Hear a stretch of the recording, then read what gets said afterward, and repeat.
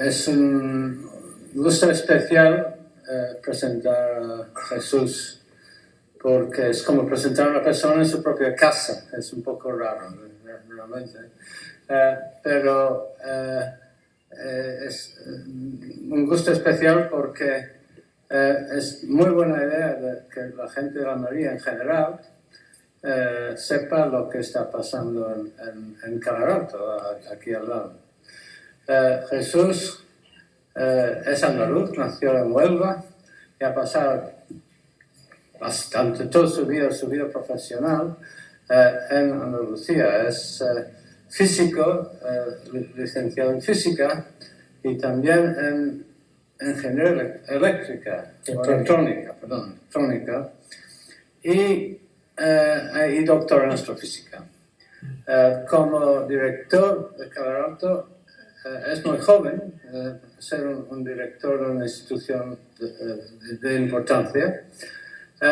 Y también un punto muy especial que representa lo que era una raza muy rara, una raza de astrónomos instrumentalistas. Cuando yo llegué a España, es un personaje desconocida. La gente no sabía lo que era ser un ingeniero astrónomo o un técnico astrónomo. Los astrónomos eran muy teóricos entonces. Pero poco a poco la nueva generación ha ido incorporando esta figura especialista en instrumentos. Y para un observatorio como Calaralto eso es vital, porque ha hecho la fama del observatorio basado en los instrumentos. Vamos a oír, yo no voy a decir cuáles son, porque lo vamos a ir en unos momentos. Y eso no es tan fácil lucir un observatorio radial por otros observadores. Hablo de las Canarias, pero han hecho cosas brillantes y de una forma muy interesante para la comunidad en general, basado en la instrumentación. Entonces, dicho eso, dejo el teatro para ti y a escuchar. Yo tengo tu permiso.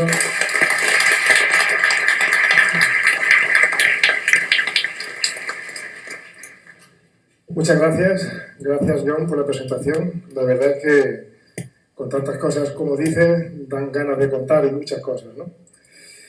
Bueno, estoy gratamente sorprendido por la cantidad de afluencia que hay.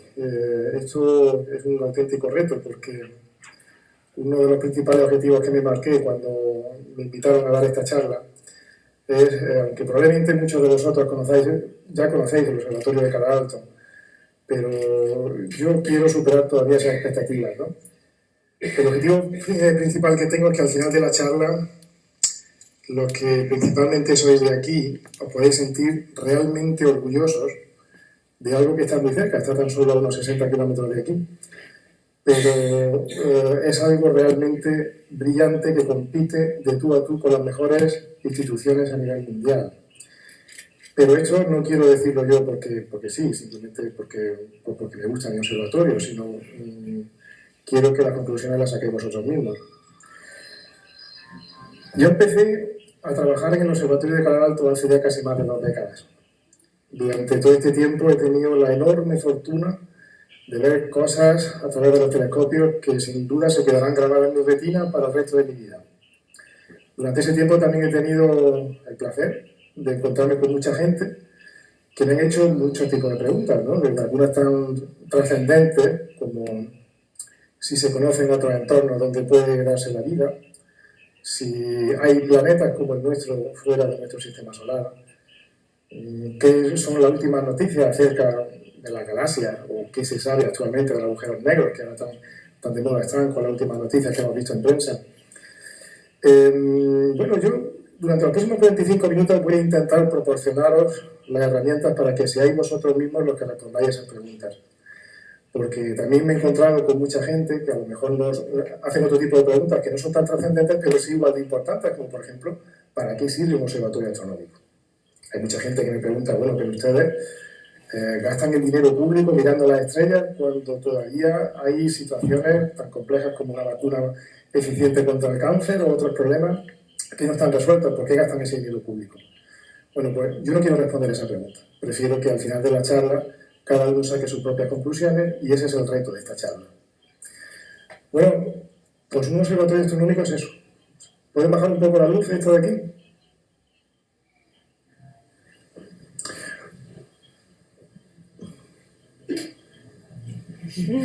Hola, ¿pueden bajar la luz un poco?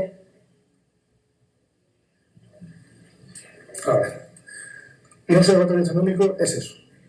Es una instalación científica que está ubicada en un sitio donde las condiciones meteorológicas son de una calidad excepcional para ver las estrellas. Por condiciones de transparencia, por condiciones de poca nubosidad, por condiciones de una turbulencia atmosférica muy baja, pues elige un sitio en donde se ponen una serie de instrumentos para hacer ciencia. Y es que la vida del astrofísico es realmente dura, porque en comparación con otras áreas de la ciencia, un químico, un biólogo, un geólogo, para hacer su ciencia puede manipular las muestras y puede repetirlas tantas veces como quiera. Un astrofísico no. Los únicos medios que tiene el astrofísico para poder hacer su ciencia es observar, observar, observar y observar. Repitiendo las observaciones, al final se pueden encontrar determinados patrones con los cuales se pueden elaborar teorías, pero básicamente solo podemos observar, no podemos manipular, y por tanto hacen falta telescopios para hacer eso. Pero un observatorio astronómico es mucho más que eso. Como bien decía John al principio de la presentación, un observatorio astronómico pues, tiene telescopios, pero también tiene instrumentos. Y aunque, al igual que en todas las facetas de la vida, en astrofísica el tamaño, por supuesto, también importa. Pero no es lo único realmente importante que determina la calidad de un observatorio.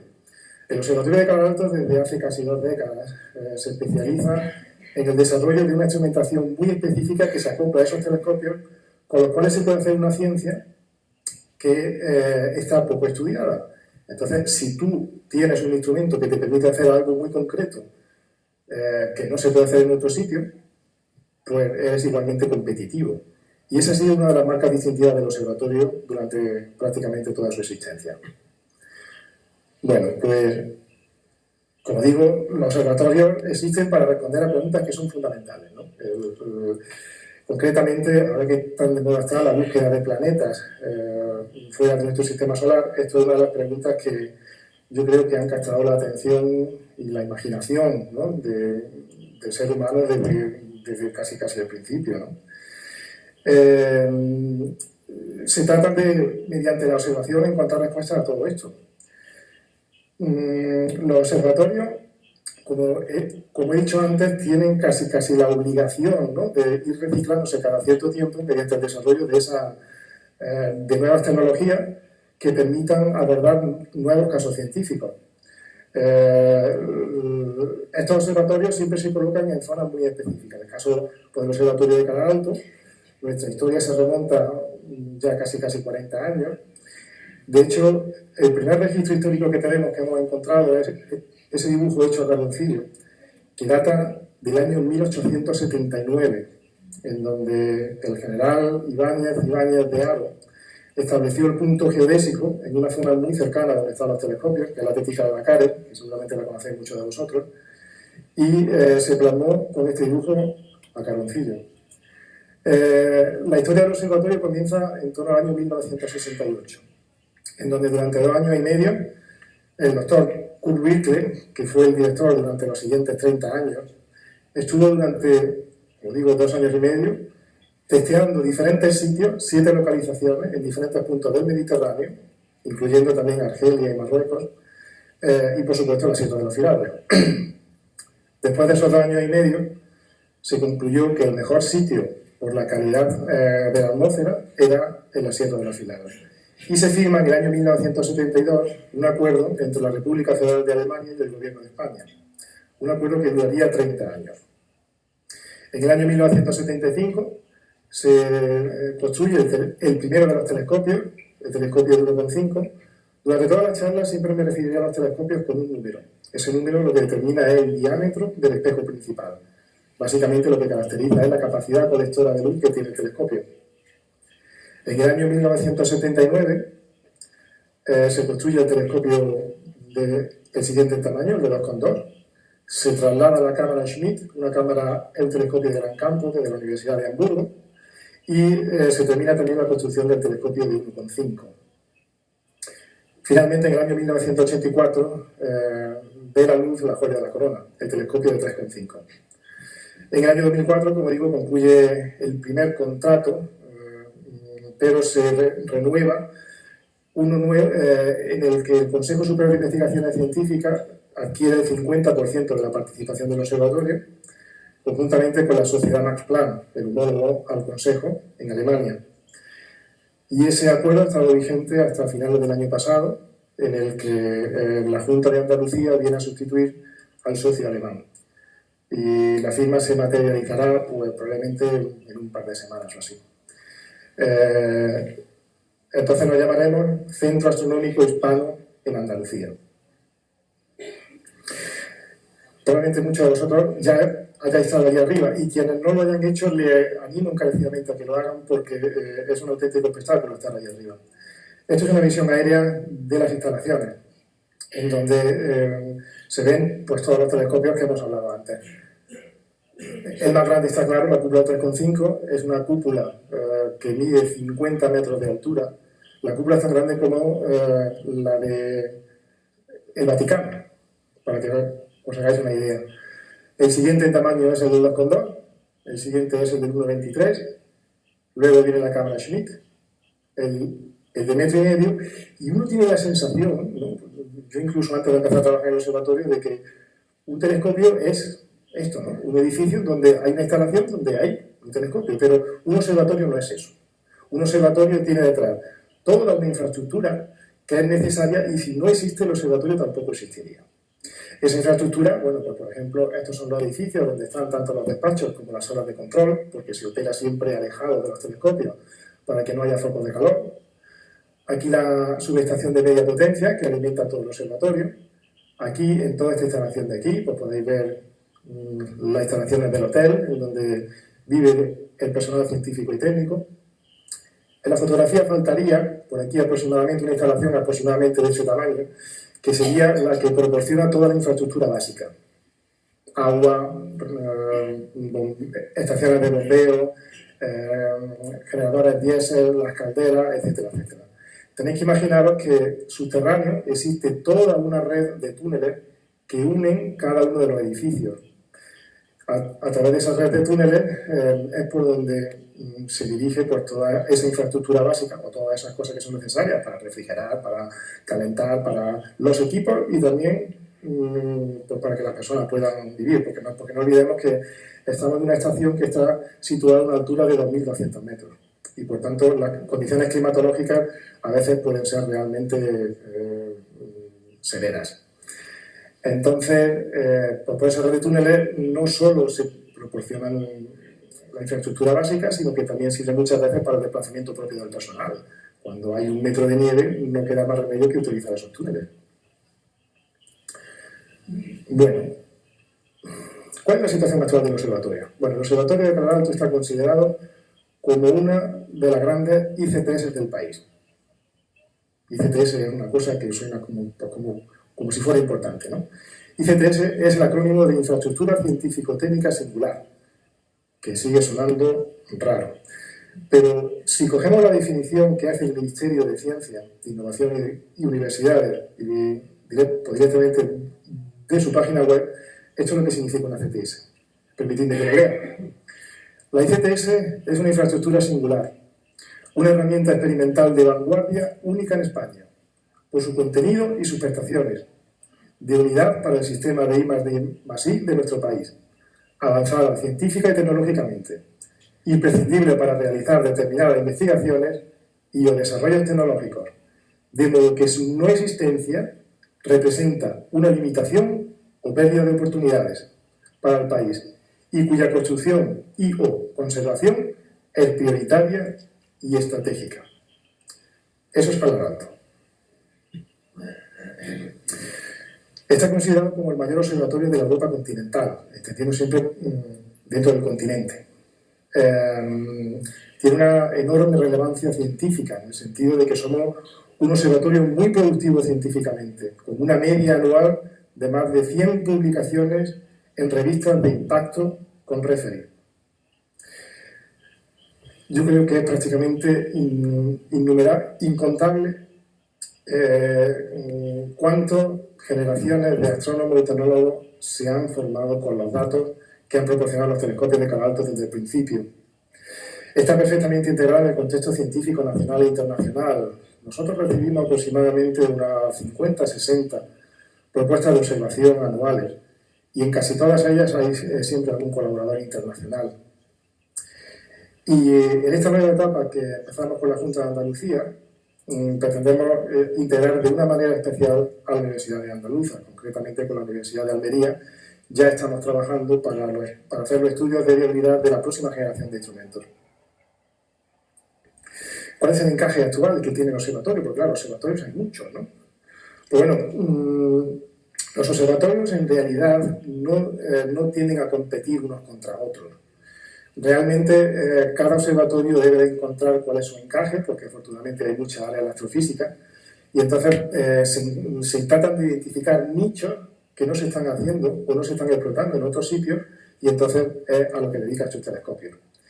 En este sentido, el Observatorio de Palo Alto, desde hace aproximadamente una década, viene haciendo una cosa que se llaman programas delegados.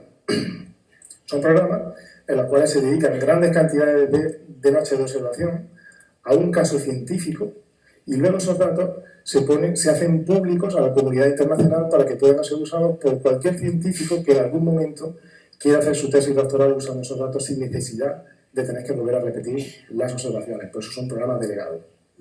Esto es una de las marcas distintivas que ha tenido el observatorio, porque a veces los observatorios son sitios complejos que están formados por diferentes países y no siempre se puede repartir el tiempo de observación como uno quiere. Afortunadamente, por la estructura que ha tenido el observatorio siempre, esto es una cosa que hemos podido hacer.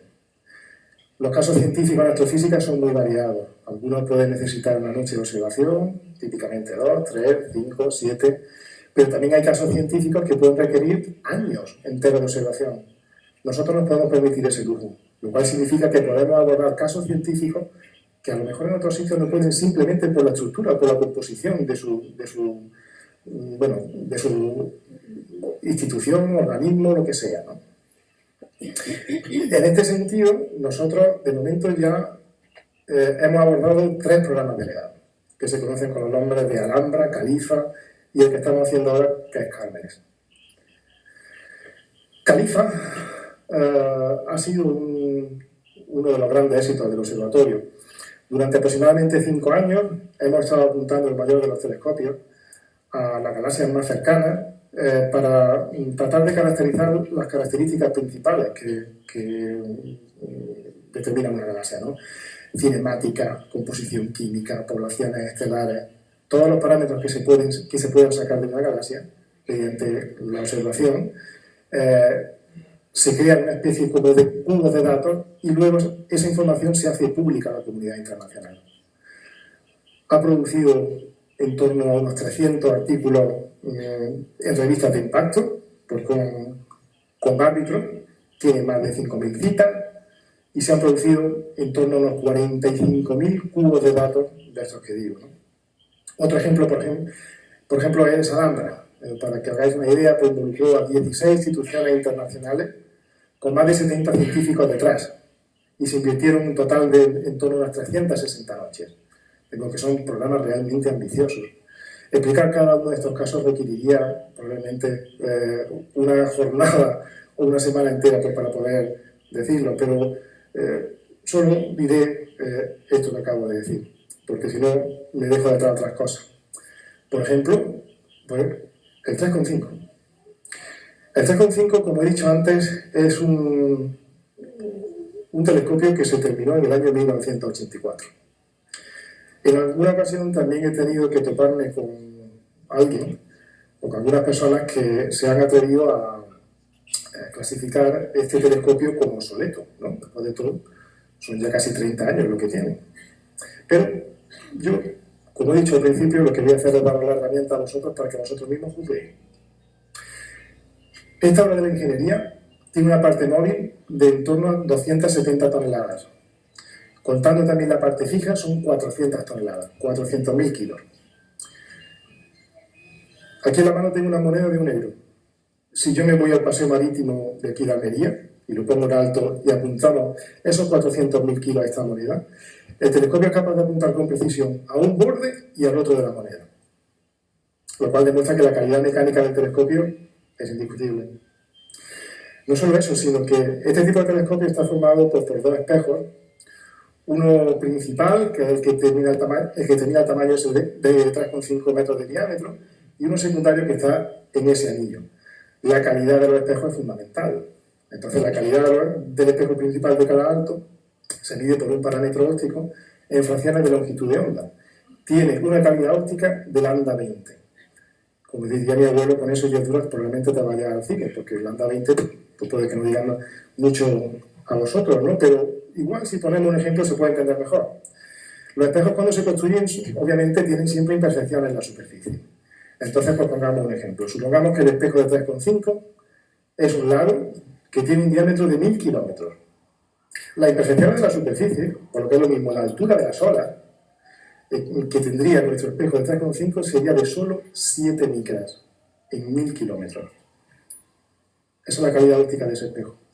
Además, se desmonta al menos una vez al año y se realuminiza, se quita el aluminio antiguo y para que no pierda reflectividad, todos los años se realuminiza en una campana que tenemos también allí en el observatorio. Encima, por el telescopio se renueva el sistema de control periódicamente y todos los días se le hace un mantenimiento mejorando con las últimas tecnologías y con los últimos avances en electrónica. Realmente no parece que sea algo que esté obsoleto, pero es que en realidad un telescopio es un colector de luz. Es decir, es que un reloj dará la hora hoy y dentro de 1000 años. Lo que realmente hace que un observatorio se quede obsoleto o no es la instrumentación que se acopla al telescopio. Y ahí, como digo, cada 5 o 6 años siempre hacemos el esfuerzo para que se renueve la instrumentación con instrumentos novedosos que no existen en otros sitios, que aborden un caso científico poco estudiado, etcétera, etcétera. La instrumentación, como digo, es fundamental. Aquí veis algunos de los ejemplos típicos de instrumentos, porque cada uno de los telescopios tiene un parque instrumental de en torno a unos 4 o 6 instrumentos. Aquí son muestros algunos de ellos, por ejemplo, la cámara infrarroja PANIC, que es una cámara infrarroja que va a tener que tiene el campo de visión más grande en el hemisferio norte, con casi 30 minutos de arco por 30 minutos de arco. De hecho, aquí podéis ver una imagen de la Luna completa. Y para los más curiosos en el tema, pues seguramente aquí ya habrán identificado la nebulosa angular de Ira, N57 vista en la banda K. Otro caso de instrumentos, por ejemplo, este es el instrumento PEMAS, que aquí en la foto se puede ver pequeño, que bueno, se coloca en la parte de debajo del telescopio 3,5, pero esta cosa pesa 1800 kilos.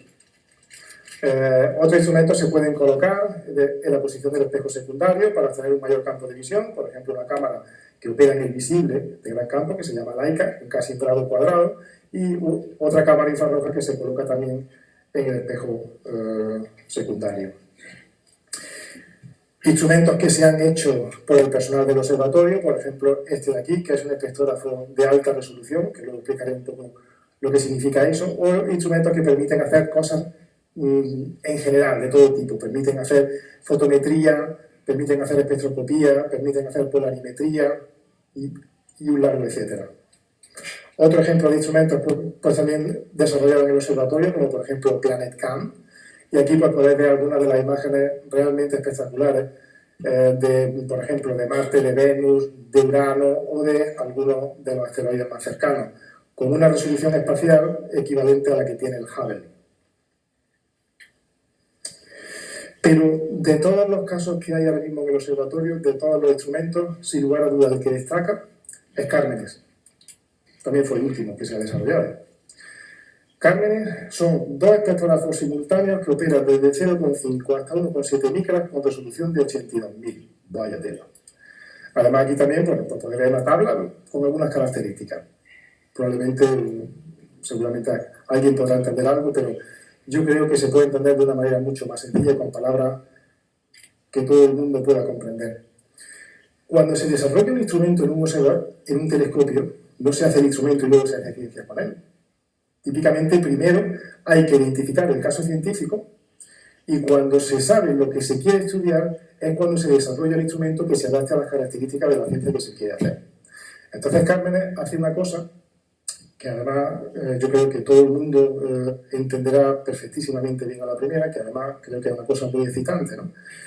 Cármenes está buscando planetas que sean como la Tierra en otros sistemas solares donde se puedan dar las condiciones de vida.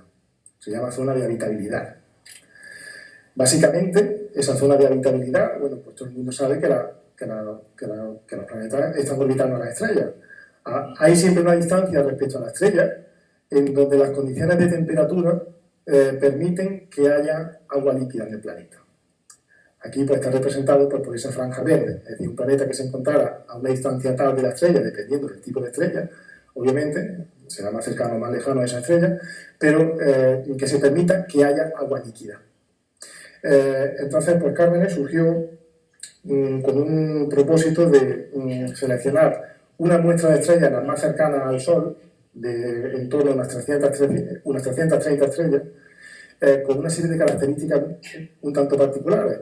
Lo primero es que se están buscando en estrellas que sean suficientemente estables para que vosotros ahora mismo estéis aguantando esta charla y yo estoy dando esta charla. Han sido necesarios al menos 4.500 millones de años de evolución, porque si no, ninguno estaríamos aquí. Hoy en día conocemos estrellas que son supermasivas, que son muy grandes, que duran algunos centenares de millones de años y desaparecen. En esas estrellas no nos interesa buscar planetas, porque en realidad la vida, si algo sabemos, es que necesita de tiempo. Por tanto, esas estrellas directamente lo barrerían todo. No nos interesa. Vamos a estrellas que sabemos que pueden durar miles de millones de años, donde la evolución puede tener una oportunidad. Luego también, el método en cómo se buscan las estrellas, pues como veremos, o sea, donde se buscan estos planetas, va a ayudar que la estrella sea cuanto más pequeñita, porque una cosa que veremos a continuación. Entonces, vamos a buscar estrellas que sean estables y vamos a buscar planetas que sean del tamaño de en torno a media 0,5 veces la Tierra hasta el doble del tamaño de la Tierra. ¿Por qué? Porque si el planeta es menor que esa cantidad, no va a tener suficiente gravedad como para retener una atmósfera. Y hoy por hoy sabemos que para que se dé la vida tal y como la conocemos hace falta una atmósfera. Y si el planeta es mucho más grande, entonces va a acumular tal cantidad de gases que puede que el efecto invernadero sea demasiado grande o incluso termine derivando en un planeta tipo como Júpiter.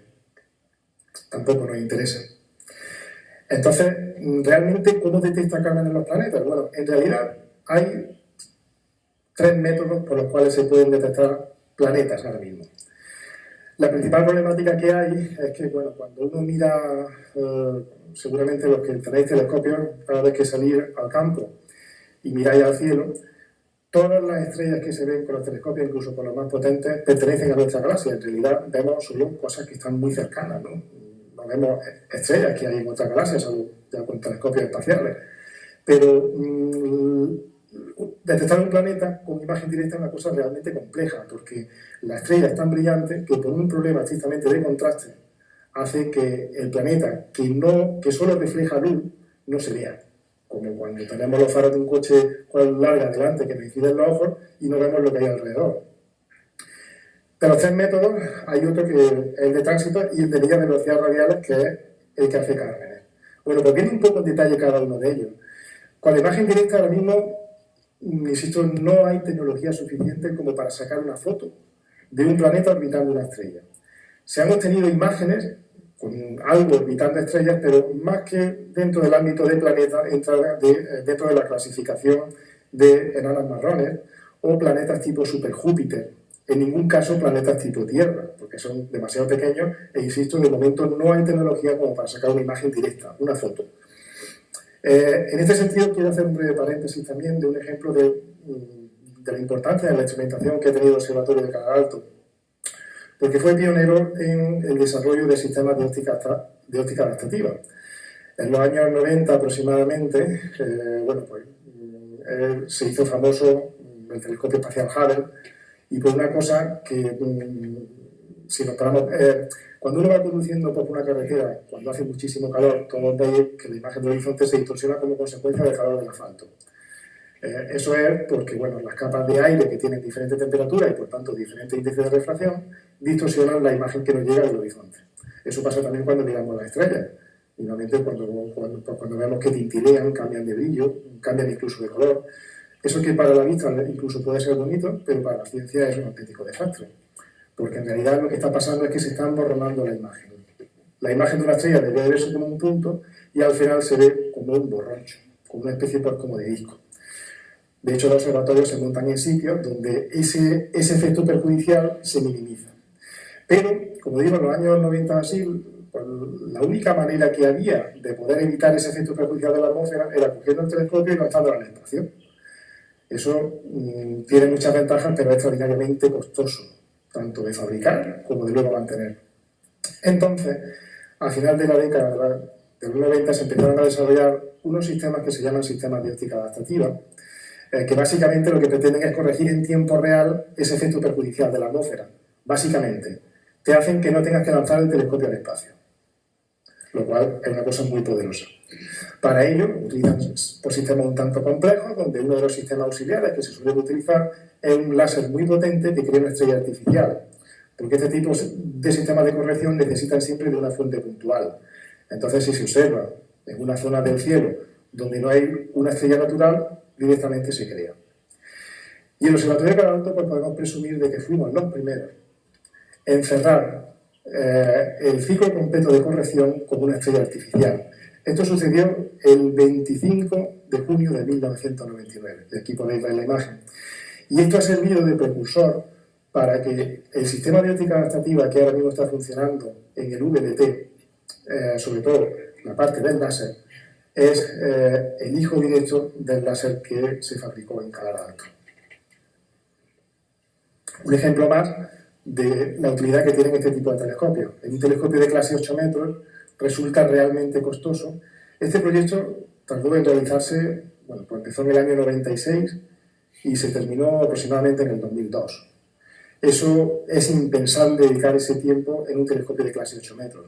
Una cuestión puramente económica, es demasiado caro y por tanto tú primero aprendes en telescopios más pequeños y una vez que tienes la técnica aprendida la exportas directamente a telescopios más grandes.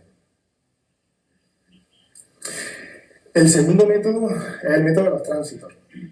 Los planetas giran en torno a las estrellas, esto lo sabemos todo el mundo. Entonces, si nosotros estamos observando una estrella y constantemente y vemos que el brillo de la estrella se atenúa de una manera periódica, puede ser, entre otros motivos, porque haya un planeta que se está interponiendo entre la estrella y nosotros, que está eclipsando parcialmente la estrella. Por supuesto, dependiendo del tamaño que tenga el planeta, esa variación de brillo será mayor o menor. ¿Inconveniente que tiene este método? Pues principalmente que solo vale para planetas que sean muy grandes. Una vez más, un planeta tipo Tierra es una cosa tan pequeñaja que las variaciones de brillo que producen son demasiado pequeñas. En realidad, esta técnica se utiliza solo en satélites artificiales, en telescopios espaciales, porque realmente la precisión fotométrica que se necesita para poder detectar un evento de este tipo es tan extraordinariamente alta que esas condiciones fotométricas prácticamente solo se dan en el espacio. Entonces, para planetas tipo Tierra, tampoco es buena cosa. Y vamos entonces al método de las técnicas de velocidades radiales, que es el que utiliza Cármenes. Para entender esto, hace falta que tengamos en cuenta tres cosas. Lo primero es que, todo el mundo sabe que un planeta está orbitando una estrella. Por la gravedad de la estrella, hace que el planeta o los planetas giren en órbita. Pero en realidad, el planeta también tiene gravedad. Menos que la estrella, pero también tiene gravedad. Y también pega un tirón gravitatorio a la estrella. En realidad, lo que está pasando es una especie de danza en donde la estrella también se mueve como consecuencia de que haya algún planeta orbitándolo. Ese movimiento será tanto mayor o tanto menor, una vez más, dependiendo de la masa que tenga el planeta. Esa es la primera cosa que necesitamos. La segunda cosa es algo que se llama efecto Doppler, pero que también todos estamos acostumbrados, si no verlo, pero sí por lo menos escucharlo casi todos los días, ¿no? Cuando vemos una ambulancia, cuando vemos un coche de policía que lleva la sirena encendida. Vemos que el sonido se va modulando dependiendo de si el coche se va acercando o si se aleja. Típico, ¿no? Ni no, ni no, ni no, ni no, ni no. Esa modulación del sonido también ocurre con la luz. Si uno de vosotros fuese muy rápido, pero tendría que ser realmente rápido, y coge una linterna con luz blanca y viniese corriendo hacia mí, yo la luz no la vería blanca. Al principio la vería de color azul. Y cuando pasara de largo y se fuese alejando, la vería de color rojo. Tanto más rojo, tanto más azul, dependiendo de la distancia o la velocidad con la que se acerca. Eso ocurre en el universo. Y ese es el efecto Doppler. Esa es la segunda cosa que no hace falta. La tercera cosa es que necesitamos construir un espectrógrafo. Lo que dije al principio, Carmen es un espectrógrafo doble. ¿Pero qué es un espectrógrafo? Pues también todos hemos visto un espectrógrafo, además de manera natural. Cada vez que llueve y sale el arco iris, las gotitas de agua pues producen un fenómeno de refracción de la luz, de manera que se descomponen los colores de la luz del sol en diferentes colores. Lo que hacen las gotas de agua es lo que hacen el espectrógrafo. Básicamente descompone la luz que proviene del objeto que estamos observando con el telescopio para sacar como si fuese su arco iris. Cada objeto en el cielo tiene su arco iris característico. Y además, dependiendo de los procesos que estén ocurriendo en esa estrella o en esa galaxia, el arco iris será de una manera o será de otra manera. Entonces, pues Carmen es un espectrógrafo, es una especie como de generador de arco iris gigantesco. Entonces ahora lo juntamos todo. Ahora tenemos algo que es capaz de obtener el arco iris de las estrellas, por ejemplo. Entonces nosotros ahora cogemos nuestro espectrógrafo, lo ponemos en un telescopio y apuntamos a una estrella. Y lo estamos observando durante un montón de tiempo, durante 4 meses seguidos. Durante ese tiempo, ahora nosotros tenemos el arco iris y vemos a lo mejor que ese patrón de colores se hace más azul o más rojo de manera periódica. Eso necesariamente es porque el objeto que está emitiendo la luz se está acercando o se está alejando de manera periódica a nosotros. Seguramente porque, bueno, seguramente no, porque hay algo que le está pegando el tirón gravitatorio. Estamos detectando un planeta. Esta técnica se conoce desde hace también bastante tiempo, no creáis, pero lo que pasa es que no se ha podido aplicar hasta hace un par de años o 3 años por una cuestión puramente tecnológica. ¿Por qué? Pues porque lo que queremos detectar una vez más son planetas tipo Tierra, que son cosas muy pequeñajas, y el tirón gravitatorio que le pega a la estrella también es muy pequeño. ¿Cómo de pequeño? Pues en realidad lo que queremos detectar son movimientos de la estrella que se mueve aproximadamente a la velocidad a la que me estoy desplazando ahora mismo y que está situado a varias decenas de años luz. Entonces, la variación que produce en el espectro, es decir, el enrojecimiento o cuando se desplaza hacia el azul el espectro, es una cantidad ínfima, del orden de una milésima de micra. Entonces, cualquier variación térmica, por ejemplo, que ocurra en el entorno de nuestro espectrógrafo, va a producir una variación muy superior a esa cantidad y, por tanto, puede falsear nuestro dato. Solución: hay que meter el espectrógrafo en un búnker en donde las condiciones de temperatura sean superestables. ¿Cómo de estables? Pues aproximadamente en torno a una milésima de grado. Tened en cuenta que el espectrógrafo doble de Kalman estará situado en una habitación, que será como las 3/4 partes de esta sala aproximadamente, y se tiene que mantener estable en la base del espectrógrafo en una milésima de grado. Es un reto tecnológico muy grande. Y ese es el motivo por el que hasta hace muy poco pues, no se han podido disponer de este tipo de tecnología, ¿no? ¿Qué lo hace distintivo del resto? Porque en realidad el espectrógrafo de alta resolución lo hay en muchos sitios. Pero Carmen tiene una particularidad, que es un espectrógrafo doble y observa de manera simultánea. ¿Qué ventaja tiene eso? Pues en realidad hemos dicho que vamos a buscar planetas en torno a estrellas que son rojas, que brillan mucho en el infrarrojo. Por lo tanto, utilizamos un canal que está especialmente optimizado para el infrarrojo porque es donde más brillan. Pero a veces esas variaciones en ese patrón de colores, en el espectro, se pueden producir también como consecuencia de la propia actividad estelar, explosiones termonucleares que ocurren, lo que le esté pasando, lo que quiera que le esté pasando a la estrella. Entonces, ponemos un canal que está observando simultáneamente en el visible, porque la actividad estelar principalmente sucede en el rango del visible. Entonces, si observamos simultáneamente y vemos que una estrella no tiene actividad estelar, cuando estamos detectando variaciones, estamos al 100% seguros de que estamos detectando un planeta. Y eso es lo que lo hace único en el mundo. Hay muchos espectrógrafos de alta resolución, pero no hay ninguno que sea simultáneo. Aquí, por ejemplo, veis una fotografía pues, cuando se estaba integrando dentro del 3,5, que hay el telescopio, y aquí veis uno de los sarcófagos que contienen, este fue el canal visible, que se está bajando por una grúa. En realidad esto se lleva a la planta de abajo, por la sala esa que digo, donde están contenidos los dos espectrógrafos, está ubicado en una planta inferior del telescopio, precisamente. No se podía colocar en la planta cúpula porque simplemente con que abran la cúpula, pues las condiciones esas de estabilidad de temperatura que digo, pues ya se perderían. Aquí veis, por ejemplo, una imagen del canal infrarrojo. Y bueno, ¿qué ha descubierto hasta ahora Cármenes? Pues está descubriendo una cantidad de cosas que la verdad son bastante, muchas de ellas pueden poner los pelos de punta. La más significativa es la contribución que ha hecho al descubrimiento del segundo planeta más cercano al Sol. Está la estrella de Barnard. La estrella de Barnard, como algunos de vosotros sabréis, es la segunda estrella más cercana al Sol, está situada a unos 6 años luz, tan solo, y lo que hemos descubierto ha sido un planeta con en torno a unas 3 veces el tamaño, o sea, la masa terrestre. Lo que sabemos de momento sobre este mundo es que es un mundo helado, está débilmente iluminado, como aproximadamente esta sala, y bueno, y lo más interesante de esto es que es el segundo planeta más cercano al sistema solar. Pero se han descubierto muchas más cosas, y además esto es un suma y sigue. Cármenes empezó su operación en el año 2016 y probablemente estará en operación durante toda la próxima década. Durante este tiempo, como dije antes, hemos elegido esa muestra de estrellas, en torno a unas 330.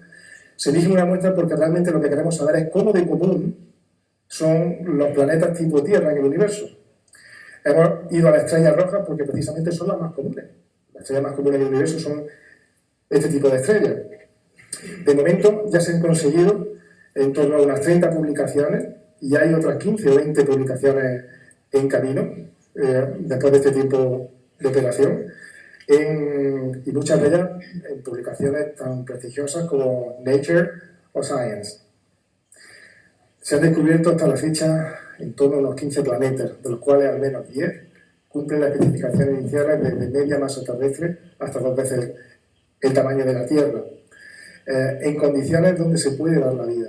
No estamos diciendo que haya vida, eso es un problema diferente. Nosotros lo que estamos buscando son entornos que sean habitables. De las 15 detecciones ya estamos estudiando la composición química de la atmósfera. Y esto es una cosa interesantísima porque no solo nos quedamos pues, con detectar el planeta. Cuando el planeta se antepone, o sea, se interpone entre el Sol y nosotros, hay un momento en donde nosotros en todo momento estamos recibiendo el espectro de la estrella, pero cuando la luz del Sol cuando la luz de esa estrella atraviesa la atmósfera, los elementos químicos de la atmósfera también dejarán su impronta en ese espectro. Y por tanto, lo que nosotros podemos recibir será el espectro de la estrella junto con el espectro de la atmósfera. Por tanto, se puede sacar información sobre la composición química de la atmósfera. Para eso el espectrógrafo tiene que ser de muy alta resolución y muy estable. Una vez más, como hace Cármenes. Pero no tiene ahí la cosa. Hay en torno a otros 30 candidatos, de modo que el número pues, podría ascender en torno a 45, y esto es un suma y sigue. Como digo, Cármenes estará en operación durante seguramente la próxima década. También se han descubierto objetos muy interesantes, como algunos super-Júpiter, planetas descomunalmente grandes, que están tan cerca de la estrella que lo orbitan, que en menos de una semana son capaces de completar una órbita. Esto es algo realmente increíble. Imaginaros un planeta de varias veces el tamaño de Júpiter, que en 3-4 días es capaz de completar una órbita completa a la estrella. Se han producido de momento un total, con los datos de Cármenes, de 13 tesis doctorales, de unos 17 másteres, y sobre todo, como dije al principio, es un ejemplo claro de sinergia con otras instituciones, y sin ir más lejos con la prestigiosa NASA, con el Instituto Tecnológico de Massachusetts en concreto, que el año pasado lanzó una misión que se llama TESS, que por el método de tránsito está haciendo también mapeo de diferentes estrellas, buscando planetas, pero para confirmar la detección se necesita necesariamente, sí o sí, información de los espectros. Y entonces, pues este año ya se han comprometido 50 noches para hacer un seguimiento de los objetos de TESS, básicamente. Para que la misión TESS tenga éxito, entre otras cosas, necesita de los datos de Cármenes. Pero es que permite hacer muchas más cosas, ¿no? Pues no, por un solo planeta tipo Tierra. Permite estudiar atmósferas estelares, permite estudiar actividad estelar, permite estudiar sistemas binarios, las atmósferas planetarias, como he dicho, entornos estelares, búsquedas de protoplanetas, porque los planetas puede que ni siquiera se hayan terminado de formar, ¿no? Nebulosas planetarias, un largo etcétera. No quiero quedarme solo en el 3,5, también tenemos otro tipo de programas en el resto de los telescopios. Por ejemplo, en el telescopio 2,2, en el año 2016, hemos empezado también un programa muy ambicioso para el estudio de superagujeros, un tipo de superagujero muy masivo que se encuentra en el centro de un tipo de galaxias activas y que son responsables de otras cosas, por ejemplo, del movimiento de toda la galaxia. Se conoce realmente poco de este tipo de objetos, porque, bueno, es que tiene la cosa que son negros, ¿no? Todo el mundo sabe que debido a la alta gravedad que tienen este tipo de objetos, hay momentos en donde ni siquiera la luz es capaz de escapar, por eso se ven negros. Probablemente si superáramos ese horizonte de sucesos, sería de los objetos más brillantes del universo, pero nosotros, como lo vemos, es negro porque no da ninguna información. Y como dije al principio, eso para un astrónomo es una cosa muy mala, porque si no tiene información, pues directamente no puede sacar alguna teoría, ¿no? Salvo que el agujero negro interacciona con el medio, es decir, con todo lo que le viene rodeando. Entonces, en el 2,2, como digo, empezamos un programa en el 2016 en colaboración con la Universidad de Pekín, que está dedicando el 60% del tiempo para el estudio de una muestra de 15 de estos superagujeros negros. Lo que hace es una cosa realmente compleja, pero básicamente lo que quiero poder decir aquí, el agujero negro tiene su actividad. Y hay un momento en que por esa actividad, como digo, interacciona el entorno, principalmente en el disco de acreción, en el disco de materia que rodea el agujero negro, justo al principio del horizonte de sucesos, en el espectro se ve una emisión, no fuerte, sino muy débil, en hidrógeno.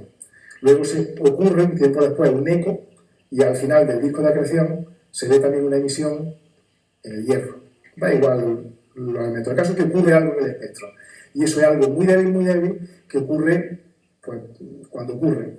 Entonces hay que estar observando permanentemente esos agujeros negros a la espera de que se vean esas variaciones. Y sobre todo acumular un montón de datos, porque como la señal es muy débil, al final puedes tener algo. Una vez más, es un ejemplo de algo, de un problema de la astrofísica que necesita dosis de tiempo descomunales, que se ha podido abordar pues, cuando decidimos apostar por ello. Este problema se conoce desde los años 95 así aproximadamente, pero no se ha abordado hasta ahora por la imposibilidad de dedicar un telescopio en cuerpo y alma a estas cosas, ¿no? Y eso es lo que está haciendo el 2,2. ¿Qué vamos a conseguir con esto? Pues entre otras cosas se va a poder medir con cierta precisión la masa de estos superagujeros negros, que es una cosa realmente atractiva y que nos va a dar mucha información, por ejemplo, por cómo se forman o cómo evolucionan esos superagujeros negros dentro de la galaxia que lo contiene, ¿no? Se van a poder también estudiar cuásares que están muy alejados, a un redshift muy alto. Y por supuesto, pues como responsables de esas máquinas, ¿no? De esas máquinas tractoras que hacen que una galaxia entera, que está formada por miles de millones de estrellas, pues pueda moverse, ¿no? Pero, como dije al principio, esto tiene que ser una constante evolución. Cármenes es el instrumento que ya está en producción, pero ya tenemos que empezar a pensar en la nueva generación, porque un instrumento normalmente tarda tiempo en desarrollarse. Si esperamos algunos años, pues entonces puede que sea demasiado tarde. Ahora que estamos con la explotación de Cármenes, de empezar a pensar en la próxima generación de instrumentos para que dentro de 5 o 6 años tengamos otro instrumento potente, puntero, etcétera, etcétera. Entonces, en ese sentido, la red de infraestructuras de astronomía financió un congreso científico en el cual se hizo una llamada para diferentes ideas instrumentales. Otro comité científico valoró de entre todas las propuestas que se presentaron y declaró ganadora a una, que se llama LUCA. La Junta de Andalucía el año pasado proporcionó 100.000 euros para comenzar con los estudios de viabilidad que actualmente se están haciendo, ya están en curso y se están articulando a través de la Universidad de Almería. Y bueno, Luca en realidad lo que va a hacer es, va a ser un súper espectrógrafo. Antes, pues, vista instrumentos individuales de las fotografías que pensé, o sea, porque enseñé antes, pero Luca va a ser 9 espectrógrafos juntos y van a proporcionar el mayor campo de visión para un tipo de espectroscopía un tanto especial que se llama espectroscopía integral. Básicamente, lo que va a hacer es el muestreo de la galaxia de nuestro entorno local, pero con una resolución espacial que no se conoce hasta ahora. Me explico. Nosotros, pues, cuando apuntamos una galaxia, pues tenemos información de parámetros característicos de lo que está pasando en la galaxia. Pero básicamente estamos apuntando a zonas realmente grandes, ¿no? Porque la galaxia, cuando entra en nuestro telescopio, pues cada píxel al final en nuestro detector se corresponderá con una fracción física en la galaxia, que es del orden de varios centenares de parsecs. Bueno, lo que va a hacer Luca es observar esos mismos parámetros, pero con una resolución que no se ha hecho hasta ahora. Por tanto, va a proporcionar información mucho más fina. Y con la misma idea, crear un programa delegado. Es decir, esa información, durante un tiempo, bueno, será explotada, por supuesto, por el equipo responsable del instrumento, y pasado ese tiempo se dispondrá a la comunidad científica internacional. De manera que cualquier científico que quiera usar los datos, bien para hacer su tesis o bien para su investigación, podrá acceder a esos datos sin necesidad de tener que reobservar de nuevo el objeto. Por supuesto, ni que decir tiene que estos son auténticas oportunidades, pues, para la escuela de ingeniería, ¿no? Al principio quise, pues, plasmar que es un observatorio astronómico, es un sitio donde por supuesto se hace astronomía, pero la otra gran componente son los desarrollos tecnológicos, donde la escuela de ingeniería tiene una oportunidad excelente. Pero no solo eso, no solo queremos hacer instrumentos, pues, para los telescopios, también queremos ser ejemplos.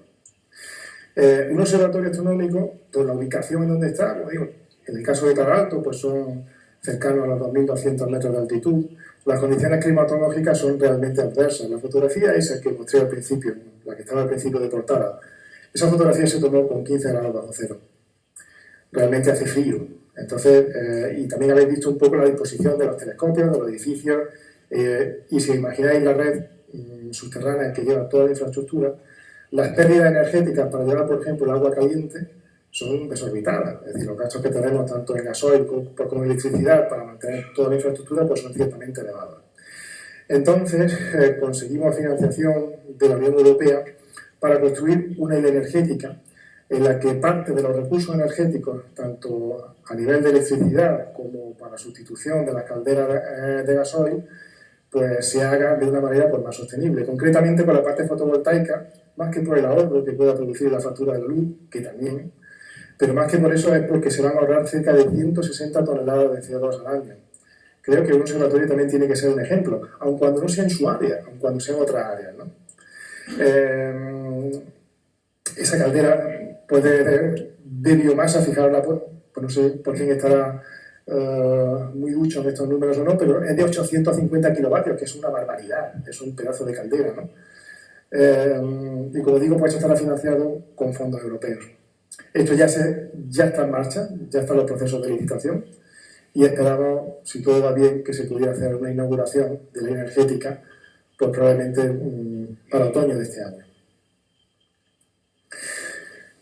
Creo que quizás sería injusto que en una sola diapositiva pusiera cuáles son los beneficios que por tanto tiene un observatorio astronómico, lo que decía al principio, ¿para qué gastamos dinero público observando las estrellas? Porque para esto seguramente se podría dar no una charla, sino también completar una de estas jornadas completamente. Pero he querido poner algunos de los ejemplos, sobre todo para transmitir un mensaje muy importante. Cuando se observaron las primeras veces los satélites de Júpiter, gracias a esa información, se pudo medir con precisión la velocidad de la luz. Eso luego, pues, permitió que se desarrollara la mecánica cuántica. Y eso está permitiendo hoy en día que se desarrolle una nueva generación de supercomputadores que dentro de algunos años será de los más normales del mundo. Fijaros de dónde se empieza hasta dónde se termina, ¿no? Si esa secuencia se hubiese roto en algún momento, pues seguramente se hubiera desarrollado otro tipo de tecnología ¿por qué no lo digo? Pero lo que hay es lo que es. Es decir, la secuencia ha sido esa. En los años 70, en los años 80, lo que se hacía con los telescopios es que se ponía una placa fotográfica y con eso se registraba la luz. Las placas fotográficas eran poco eficientes y surgió la necesidad de que se hiciese un registro que fuese más sensible, más moderno y sobre todo que se pudiera trabajar con los datos. Entonces aparecieron los primeros CFDs. Yo creo que no hay nadie en esta sala que hoy en día se plantee comprarse un móvil que no tenga una cámara. Y por supuesto una cámara que vea en condiciones de baja iluminación, que no tenga ruido, que tenga muchos megapíxeles, bueno, que sepáis que eso existe gracias a la astronomía. Gracias a que hubo un momento en donde unos señores se plantearon un problema, que tenían que registrar unas señales muy débiles, muy débiles, muy débiles, y tenían que desarrollar una tecnología para que esas señales estuviesen por encima del ruido. Y eso fue así. No solo eso, sino que además detectores que operen en diferentes rangos de longitud de onda. ¿Qué hubiera pasado si no se hubieran desarrollado, por ejemplo, detectores de rayos X, con las implicaciones que tienen ellos pues, para aeropuertos, medicina, geología y no sé, incontables áreas de la ciencia? Eso se desarrolló porque también sobre los años 70 o principios de los 80 unos señores quedaron muy alarmados porque detectaron una señal en el cielo que parecía o que apuntaban a que los soviéticos estaban lanzando un ataque a gran escala con misiles termonucleares. Entonces pues, desarrollaron una serie de sensores y al final se dieron cuenta que no se trataba de que los rusos estaban atacando, sino que era una señal que provenía del fondo del cielo, se había detectado por primera vez del fondo de microondas. Ese tipo de sensores se desarrollan precisamente porque existe ese problema de base. Entonces los rayos X, los detectores de rayos gamma, los detectores de rayos infrarrojos, se crean porque en astrofísica hubo un problema hace tiempo que se desarrolló. No solo eso, a mí no me gusta mucho el fútbol, bueno, no pasa nada, pero tengo muchos amigos que uno de los días más especiales durante el año es tomarse una cerveza para ver la final de la Champions. Bueno, para que eso suceda, pues resulta que también hace algunos años pues tuvo que lanzarse un telescopio espacial que impulsó la industria aeronáutica y favoreció que hoy en día pues, lanzar un satélite artificial y ponerlo en órbita sea algo muy común, ¿no? Sin esos satélites no se podrían propagar las señales de móviles, televisión, etcétera, etcétera. De modo que en cierta manera la Champions pues, debe de agradecer algo, entre otras cosas, a la astronomía y a la astrofísica. Antes hablé de técnicas de óptica adaptativa. Las técnicas de óptica, por los primeros experimentos con óptica adaptativa empezaron a hacerse en torno a los años 95 así aproximadamente. En el año 2000 fue cuando se empezó a aplicar de manera directa en oftalmología. Un ojo vivo, es algo que constantemente se está moviendo, aunque el movimiento es muy pequeño. Pero cuando vosotros estáis mirando a los ojos a alguien, que sepáis que el ojo del contrario, los tuyos mismos se están moviendo muy rápido para que se pueda ver. Si no, no veríamos. Entonces, cuando un oftalmólogo pretende obtener una imagen nítida del fondo de ojo, tiene un problema, porque todo lo que hay entre medias, como tiene sus aberraciones y tiene sus cosas, al moverse muy rápido distorsiona la imagen. Eso recuerda a ese efecto que tiene el calor del asfalto o el tintileo de las estrellas. Bueno, pues a alguien se le ocurrió aplicar las técnicas de óptica adaptativa a la oftalmología. Y gracias a eso, hoy en día, se obtienen imágenes muy nítidas del fondo de ojo. También, una vez más, gracias a la astronomía y a la astrofísica. Podemos poner miles de ejemplos. Pero el mensaje que quiero transmitir es muy rotundo. Es decir, el desarrollo de la tecnología siempre requiere el desarrollo previo de ciencia base. Muchas veces, pues, insisto, hay gente que pregunta, pero ¿y ustedes eso de ver las estrellas? Que sí, que es muy romántico, muy bonito, ¿pero para qué? Pues para mucho. Y si no fuera así, os prometo que estaríamos perdiendo un montón de cosas. Por último, pues deciros que los que no conozcáis el observatorio, es una joya que la tenemos aquí al lado, que está accesible porque se llega bien por carretera. Hay una empresa que se encarga de las visitas arriba del observatorio, que está muy bien organizada, que se llama CIMUR, podéis encontrar información en nuestra página web, que están ayudando enormemente a visibilizar tanto la ciencia como la astronomía y concretamente lo que hacemos arriba del observatorio. Están pasando en torno a una media de unos 5.000 visitantes al año y esta gente hace actividades tanto diurnas como nocturnas. pues se observa el sol, cuando hay algún evento, algún eclipse, alguna lluvia de estrellas, es la gente adecuada, pues todos ellos son doctores en astrofísica, saben muy bien de lo que están hablando. Y concretamente hay una actividad que permite convertirse en astrónomo por un día. Y también es una actividad pionera en Europa.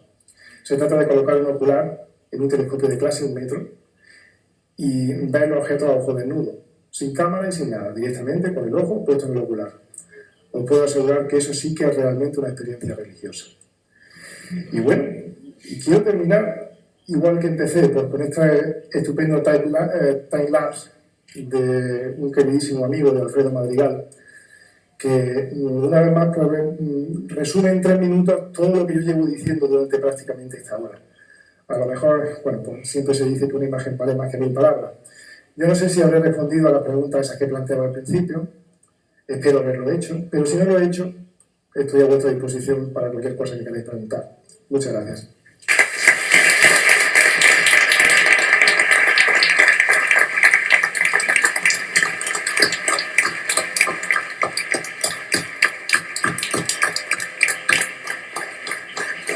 Vamos a iniciar el turno de preguntas, como todas las tardes. Y bueno, empieza a haber ya muchas, ¿eh? A ver, por aquí había una. Hola, buenas tardes. Muchas gracias por esta charla tan amena, que entre otras cosas creo que nos ha subido mucho el orgullo de la patria chica, ¿no? Aquí. Tengo una pregunta y una sugerencia. La pregunta es, has dicho que tenéis un polarímetro que adaptáis a los telescopios, me imagino que para detectar moléculas orgánicas con centros quirales, principalmente supongo que iréis por aminoácidos o por... sí, ¿verdad? Pero, ¿qué concentración tienen que tener en la atmósfera de un planeta para que puedan ser detectadas? Esa es la primera pregunta, ¿no? Y la sugerencia es que he observado que los instrumentos tienen todos nombres de Cármenes, Ambra, Caliza y tal.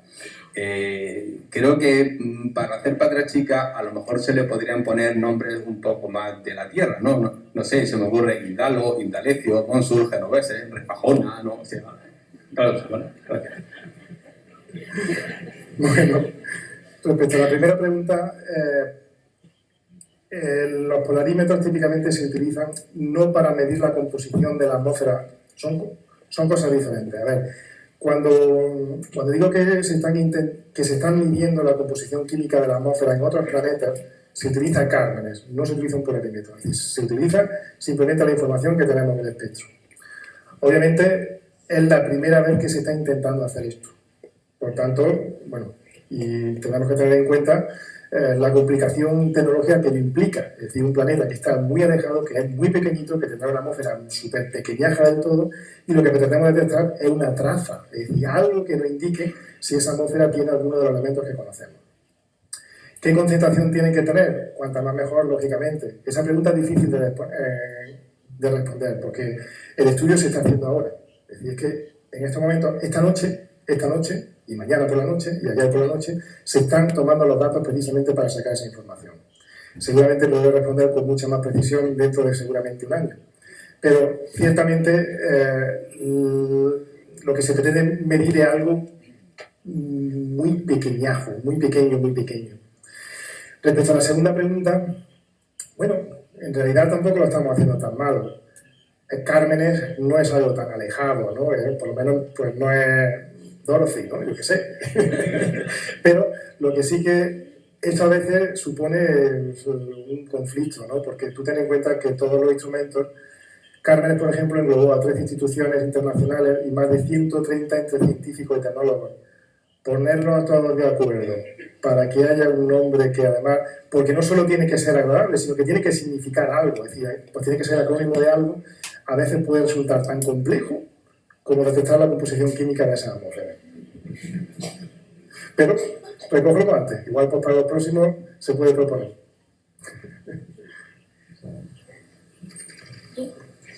Que si habéis dicho que están... Si habéis dicho que es tan famoso mientras habéis ido explicando el Calaharto, ¿por qué van tan pocas personas a lo largo del año? ¿Por qué solo van 5.000 si es algo único, como habéis ido explicando? Pues porque ten en cuenta que la actividad principal de este centro es hacer ciencia. Mira, una de las cosas que olvidé decir cuando ponía el ejemplo ese de la moneda, que el telescopio era capaz de apuntar a un extremo a otro, es que si tú te vas al paseo marítimo, ahora no de Almería, sino al de Málaga, y enciendes un mechero, los instrumentos del telescopio, si apuntan justo a esa posición, son capaces de detectar si el mechero se enciende o no. Te puedes imaginar el problema que nos causa por la noche cuando alguien aparece por allí con el coche y nos enchufa las luces largas, simplemente para ver la cúpula o para enseñárselo a un amigo o amiga. Los instrumentos son muy sensibles. Entonces, si no está controlado el número de personas que pueden subir a ver aquello, podrían llegar a destruirlo. Una afluencia masiva. Calar Alto, un observatorio, no es un museo. No es algo que esté diseñado para que la gente lo visite. Es un centro donde se hace ciencia. Entonces hay que hacerlo de manera que sea proporcional y sobre todo racional, porque de lo contrario, el exceso de afluencia de gente podría interferir con la actividad principal que hacemos. Muy buenas noches. Yo quería hacerle una pregunta algo más, digamos, donde quiero que se desnude el director del Centro Astronómico de Calar Alto. Sí, pero no en el sentido literal de la palabra, porque precisamente hace 2 años... Que mira que hay mucha gente, igual desaparece todo el mundo, ¿eh? No, al decir desnudo me refiero a que conteste con total sinceridad. Hace 2 años, digamos, los directivos del Centro Astronómico de Calar Alto, junto con la Asociación de Amigos de Calar Alto, se reunió con el Ayuntamiento de Almería para que, digamos, en cierta manera, el alcalde tomase las medidas precisas en ese crecimiento urbanístico, en el control de la contaminación lumínica que le podía repercutir directamente al observatorio para los trabajos, como ha nombrado, Cármenes, Alhambra, Califa, etc. Y muchas otras observaciones en ámbito científico. ¿Está tomando el Ayuntamiento de Almería la medida adecuada en esa contaminación lumínica? Porque, como todos sabemos, hace muy poco se ha construido el centro comercial Torre Cárdenas y si miramos hacia esa parte de la ciudad, eso es un foco hacia el cielo brutal, pero brutal. Vamos, eso yo lo digo y está todo el mundo aquí presente y que me digan que es mentira lo que estoy diciendo. Entonces yo quisiera saber si Ramón Fernández Pacheco, porque es el alcalde de la ciudad de Almería, está tomando las medidas adecuadas en torno a esa contaminación lumínica. Vale. Bueno, pues sí. Una segunda pregunta. No ha hablado muy bien y muy ampliamente de los proyectos que está llevando a cabo Calar Alto. Si esta contaminación existe y sigue adelante, ¿cuál va a ser el futuro de Calar Alto? Pues sin ánimo de meterme en un lío por desnudarme aquí delante de todo el mundo, creo que es una excelente pregunta para desnudarse. La contaminación lumínica es un riesgo, y un riesgo real, palpable, y que si no se hace nada, puede terminar con el observatorio de Calar Alto en 20 o 30 años. Eso es así. Afortunadamente se están haciendo cosas, poco a poco, más lento quizás de lo que nos gustaría, pero se va a publicar un nuevo reglamento por parte de la Junta de Andalucía, de Ley de Protección del Cielo, donde Calar Alto es una de las zonas especialmente protegidas. La diferencia con reglamentos anteriores es que va a haber o se va a proponer un régimen sancionador, cosa que no existía hasta ahora, para aquellos centros o pueblos, lugares que no cumplan con ese reglamento, pero la realidad es que sobre todo cuando hay determinados momentos en el año, navidades, ferias especiales y demás, en general no se suele respetar. Y nosotros eso lo notamos desde arriba, claro que lo notamos. Y eso es un problema y muy gordo. Yo creo que esto de la contaminación lumínica, afortunadamente, cada vez hay más conciencia.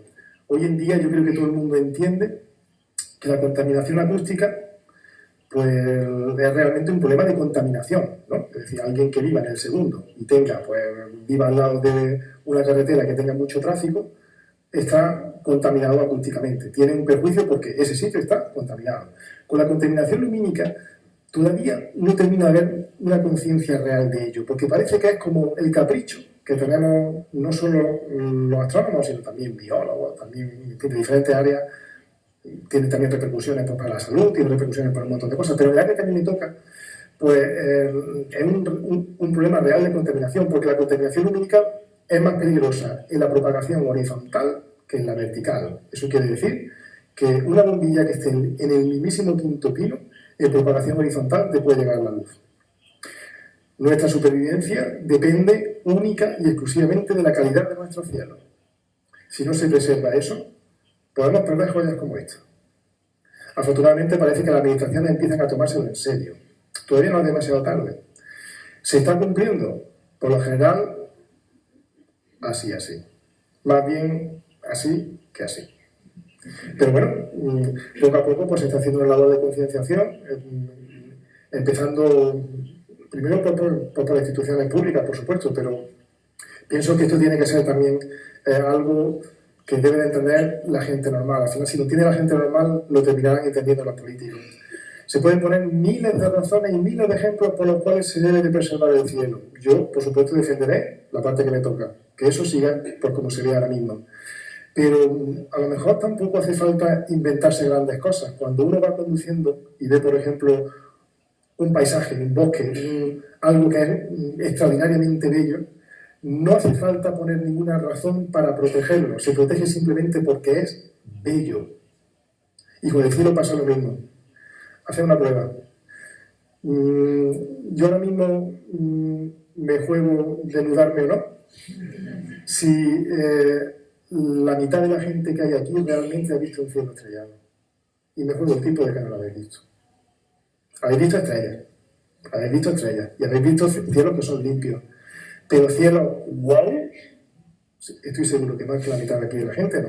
Mi mujer, la primera vez que subió al observatorio, pues íbamos hablando y de buena primera se quedó parada en seco. Y dice, oye, ¿qué es eso? Era la primera vez que estaba viendo la Vía Láctea. Vivimos en centros que están poblados, sobreiluminados. Además, la cultura que tenemos en España precisamente es un poco, si me lo permitís, la expresión un poco cateta. Sobreiluminamos todo porque lo asociamos con una sensación de seguridad. Si no está iluminado, es que es inseguro. En cualquier ciudad de Centro Europa, mismamente eso no pasa. Las ciudades están muy poco iluminadas. Pero es que si no es así, no nos sentimos seguros. ¿Qué hace eso? Que la gente no conozca el cielo. Y no hablo ya de ciencia, que por supuesto puedo hablar de ciencia, pero es que no hablo de ciencia. Cuando llega la Navidad, queremos todos ver muchas luces, muchos colorines, muchas historias. Y eso es perjudicial para muchas partes de la ciencia, pero concretamente para la astronomía, es letal. Pero bueno, todavía estamos a tiempo de reaccionar.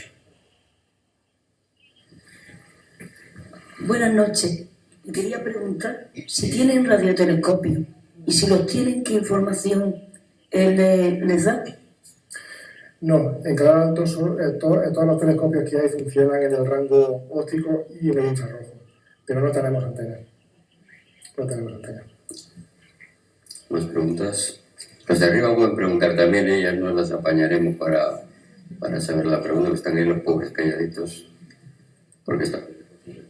Bueno, muchas gracias por asistir aquí a nuestra conferencia. Yo quería hacerle dos preguntas. La primera, aparte de todos estos proyectos que están realizando y que ya se han realizado, ¿hay algún otro descubrimiento notable que se haya realizado en el Calar Alto? Y además, ¿usted cree que dentro de, por ejemplo, 50 años, el Calar Alto sea reconocido como uno de los sitios en el cual la humanidad conoció muchos secretos del universo? Pues todo depende de cómo quieras definir descubrimientos notables. Descubrimientos notables se hacen prácticamente todas las noches. Lo que pasa es que tendemos a clasificar descubrimientos notables como los que tienen un impacto alto en la sociedad, ¿no? Pero descubrimientos se están haciendo prácticamente. Mira, el tiempo se distribuye, cada noche de observación se distribuye mediante un comité de expertos. Cada 6 meses se reciben las propuestas de observación y un comité de expertos asigna las noches. Los programas de observación típicos, como dije al principio, suelen durar 1, 2, 3 noches. Cada programa de observación debe, a priori, producir un resultado científico. Entonces, es una cuestión puramente aritmética, imagínate por cuánto se pueden hacer, ¿no? Algunos, por supuesto, tienen pues, más impacto, a lo mejor simplemente porque son más fácilmente entendibles por la sociedad, pero desde el punto de vista científico, pues casi todos son relevantes, ¿no? Y se vienen ejecutando en torno a unas 50, 60 propuestas de observación al año en los telescopios. La segunda pregunta, ¿cuál era? Perdona.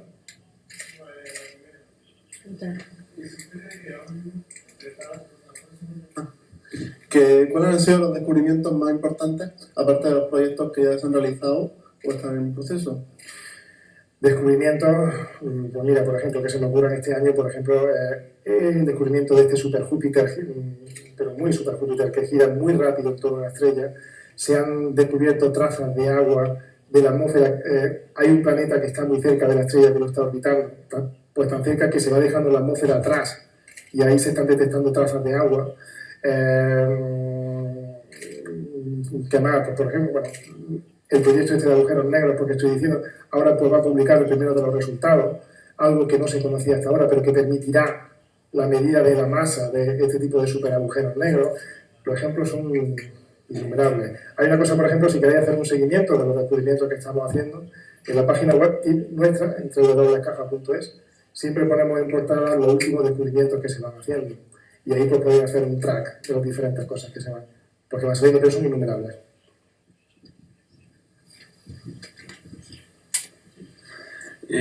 Preguntando sobre el método científico que decías que medía los planetas según la variación de luz con el cruce de los planetas enfrente de la estrella, ¿se podría decir que hay planetas que no podemos ver porque tienen otra órbita que no se ve del plano? Claro. ¿Qué se ve? Claro, la cuestión es, a ver, aquí solo podemos detectarlo aquellos que se interpongan justo en el plano, ¿no? Donde está la estrella nosotros, claro que se puede. Pero claro, nosotros, cuando hacemos este tipo de cosas, bueno, intentamos sacar una estadística, es decir, porque queremos conocer cómo de frecuente es un fenómeno. En este caso, por ejemplo, cómo de frecuente son este tipo de planetas tipo Tierra. ¿Se pueden dar otro tipo de circunstancias? Claro que sí, porque aunque exista el planeta, nosotros no lo estamos detectando, pues llámese X. Sin embargo, el método pues, de la técnica de velocidad radial, esto sí que lo detectaría, porque el planeta provocará ese tirón gravitatorio y por tanto provocará un movimiento, un desplazamiento en la estrella.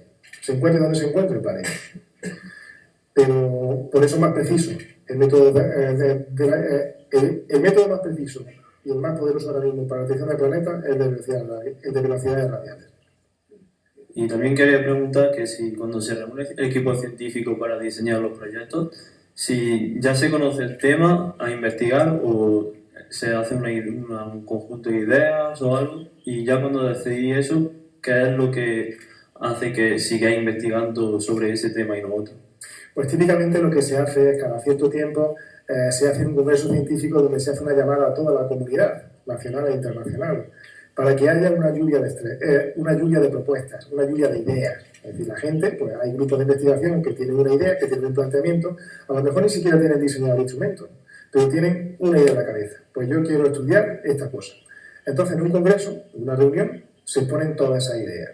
Y un comité científico valora cuáles de ellas son ejecutables y cuáles de ellas tienen realmente un impacto, porque algunas de ellas pues puede que tampoco sea nada del otro jueves o ya se esté haciendo en otro sitio. Entonces esas quedan descartadas. Las que son de alto impacto pasan a la siguiente fase. Que la siguiente fase es hacer un diseño conceptual del instrumento, ¿no? Bueno, yo para hacer esta ciencia, ¿qué instrumento necesito? Entonces pues se hacen un diseño de concepto en líneas generales de qué instrumento quiere hacer, y eso luego tiene que pasar una serie de revisiones hasta que finalmente se ejecuta el instrumento, pasando pues, por el más importante, que es cómo se obtiene la financiación. Un instrumento típico, pues, para un telescopio de clase 4 metros, pues viene a costar de los 4 a los 7, 8 millones de euros. Y luego tienes que hacer grandes consorcios, porque hoy en día los grupos de investigación, la idea clásica de un grupo de investigación formado por una persona que hace, eso prácticamente no existe. Los grupos de investigación siempre son colaboraciones de varias personas, de varios científicos, probablemente de varias instituciones y de varios países. Entonces, ese es el proceso típico que sigue. Típicamente, desde que se inicia el concepto hasta que se termina el instrumento, pueden pasar fácil de 5 a 7, 8 años, porque son cosas complejas tanto a nivel financiero como a nivel tecnológico como a nivel científico. Pero pasan muchas revisiones, muchos exámenes. Buenas noches. A ver, quisiera, digamos que si el hidrógeno es el elemento más común del universo, intuyo por ello que el agua, bien sea en estado líquido o gaseoso, debe ser bastante habitual en estos exoplanetas que se están detectando. Con ello estamos. Bueno, a ver si eso es así o no. En realidad no, pues, no podemos suponer que el agua sea tan abundante pues, como se espera, o por lo menos esto, a ver, el agua, hoy en día hay varias teorías que dicen que, bueno, que el agua pues, puede venir pues, por la acumulación sucesiva durante millones de años de cometas que iban trayendo el hielo a la Tierra y se fue acumulando y se formó los océanos. Pero en realidad, esta es una de las preguntas que todavía tenemos que contestar. Todavía no hemos detectado, bueno, salvo algunas trazas en la atmósfera, esas que digo que se van perdiendo en este planeta concreto, que se va dejando trazas conforme va orbitando la estrella, digamos, madre, pero en realidad todavía no hemos detectado agua en el planeta, es decir, bueno, pues este planeta tiene tal cantidad de agua, eso todavía no se conoce. Luego, una curiosidad que tengo que no he sabido nunca resolverla. ¿Dónde estás? Es que no te veo. Sí, ahí es, por ejemplo, digamos que sabemos que una estrella está a 6 millones de años luz, digamos, porque la luz ha tardado esos 6 millones en llegar aquí. Entonces, ¿cómo diantres se sabe que el universo tiene cerca de 14.000 millones de años? Porque me lo imagino, digo, bueno, si es Big Bang supuesto fue en aquella punta, yo estoy en la otra punta y sé que son 14.000 millones de años.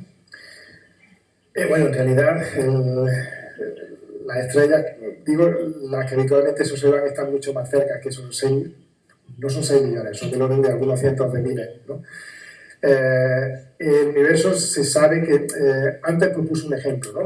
Cuando por primera vez se detecta el fondo de microondas, se detecta en todo el cielo, en todas las partes, donde se apuntara, se detectaba un fondo de microondas que se confundía al principio con un ataque masivo de los rusos, ¿no? Lo que realmente se estaba observando era el principio del universo.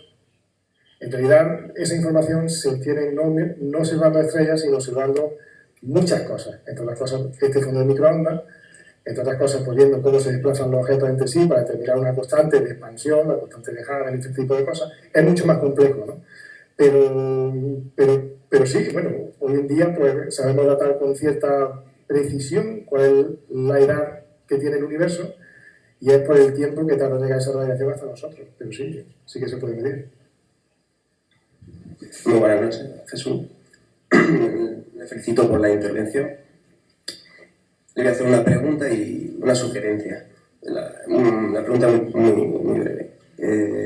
No me ha quedado claro, o he querido interpretar que el espectrómetro de doble canal, o el doble espectrómetro, es un instrumento que trabaja con el colector este de luz de 3,5, ¿no? Sí. Y una sugerencia para futuros proyectos, hablando de nombres de la Tierra, ¿no? Se me ocurre el de Almerilla, que venía a ser como espejo o vigía, también conocido como espejo del mar. ¿Por qué no para Almería utilizar el nombre como espejo del cielo? Muchas gracias. Bueno, respecto a la primera pregunta, bueno, efectivamente son dos espectrógrafos que se alimentan del mismo telescopio. En algún momento hay una fila en donde la luz se descompone según la longitud de onda, una parte va para un canal, el otro va por otro canal, pero son los dos simultáneamente. El motivo por el que se hace esto, como digo, es porque ayuda a discriminar falsos positivos. Es decir, pretendemos medir unas variaciones en el espectro que pueden estar provocadas porque haya un planeta o falseadas por la propia actividad física que ocurre en la estrella. Entonces, cada canal uno observa la detección del planeta y el otro confirma si hay o no hay actividad estelar. Pero los dos se alimentan del mismo telescopio, mediante una técnica por la cual la luz se puede dividir. Respecto al nombre, pues bueno, me remito a la respuesta de antes, ¿no? A veces no es tan sencillo poner de acuerdo a un equipo científico multidisciplinar de diferentes países y sobre todo, pues, bueno, con los nombres Muchas veces es el propio investigador principal o los investigadores principales los que tienen cierta potestad para ponerlo, ¿no? Es decir, el observatorio ahí realmente tiene muy poco margen de maniobra. Si viene un equipo internacional que propone un instrumento, el observatorio no va a decir no. El instrumento solo se hace si se llama fulanico o menganico. Ya viene directamente con el nombre puesto, ¿no? Es complicado, es muy complicado. Yo tenía una pregunta respecto a la forma de identificar exoplanetas del tirón gravitatorio. Si hay supongo que será muy complicado según el número de planetas que haya. Es decir, no es lo mismo si hay 3 planetas que si hay 8 para identificar cuál es el exoplaneta, quién está tirando, quién no está tirando, etc.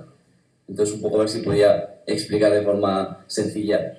En realidad son modelos matemáticos, es decir, en realidad, dependiendo del comportamiento, tú por lo que siempre haces es que observas una estrella durante un montón de tiempo, durante 3, 4, 5 meses, un año entero. Y lo que hace es estudiar el comportamiento de lo que le pasa al espectro.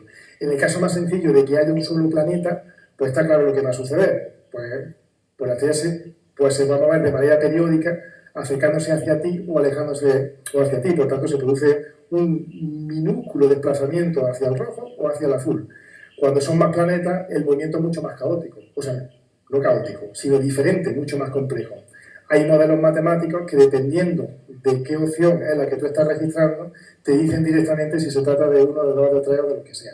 Eso ya es un modelo matemático el que te lo dice. Buenas noches. Tengo una curiosidad, sobre todo por el tema de la financiación del Canal Alto. ¿Cuáles han sido los motivos por los cuales el socio alemán ha dejado de apostar por Canal Alto y cómo se prevé el futuro ahora con la Junta de Andalucía como nuevo socio?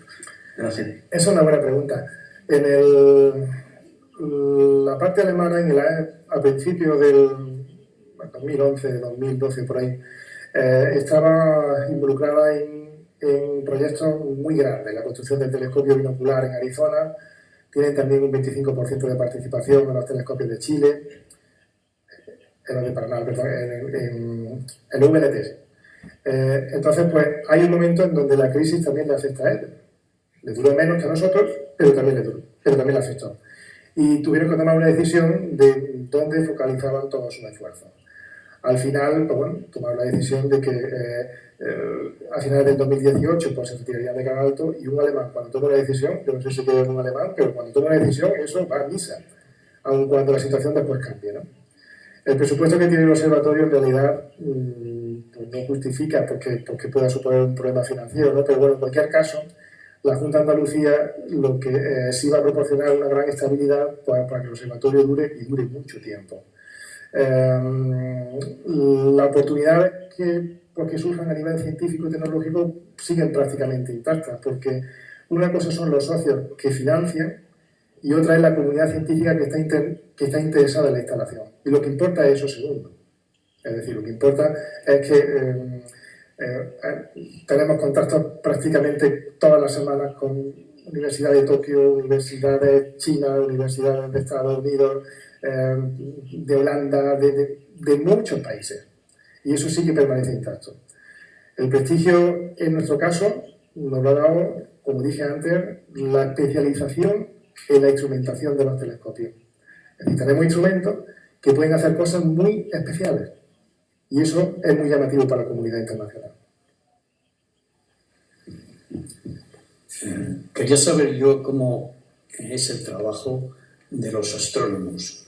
O sea, están observando una pantalla constantemente, están en una sala todos ellos, como hace una habitación donde todos ellos se pasan información de unos a otros. Cuando hay un telescopio en un satélite, lo puede ver, o solo lo ven en el país, el que ha hecho la financiación.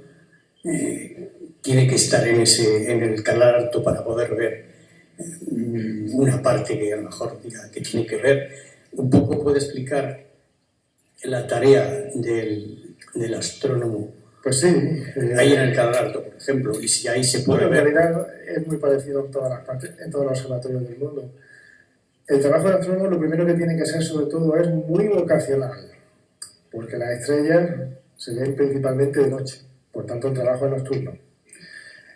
Luego, los telescopios, como dije al principio, necesitan que cualquier fuente de calor esté alejada, porque si no, distorsiona la calidad de la imagen. Y los humanos pues tenemos la extraña cosa de que necesitamos calor para poder vivir y para poder trabajar, si no, nos morimos de frío. Eso quiere decir que los centros de control de donde se manejan los telescopios y los instrumentos están normalmente alejados. Alejados significa en torno a 1 kilómetro aproximadamente. El trabajo es nocturno. Típicamente se hacen exposiciones de en torno a una media hora, típicamente, aunque hay muchos ejemplos tanto de más como de menos, pero lo más normal, lo más común, es que sean secuencias de exposición de unos 15 minutos, unos 45 minutos, y luego o bien se repite o bien se cambia de objeto. Por tanto, implica que el astrónomo tenga que estar vigilando las observaciones durante toda la noche. Aparte también de una cuestión pues, de seguridad.